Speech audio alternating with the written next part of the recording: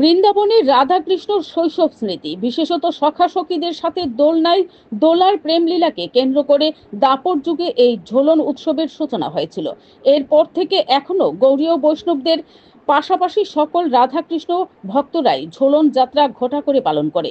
ঝোলন যাত্রাকে ঘিরে আগরতলা শহরের ইস্কন মন্দির, জগন্নাথ জিও মন্দির সহ কৃষ্ণ মন্দিরে চলছে চূড়ান্ত প্রস্তুতি। ইস্কন মন্দিরে প্রত্যেক দিনেই থাকবে বিভিন্ন ধর্ম বিষয়ক আলোচনা, কীর্তন, পাশাপাশি ভক্তদের জন্য থাকবে মহাপ্রসাদের ব্যবস্থাও।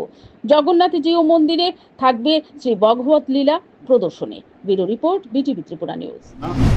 আমরা ইস্কন আগরতলার পক্ষ থেকে আগামীকাল অর্থাৎ পবিত্র উৎপন্না একাদশী থেকে ঝুলন যাত্রা উৎসব শুরু হবে। আগামী বলরাম পূর্ণিমা অবধি চলবে ঝুলন যাত্রা।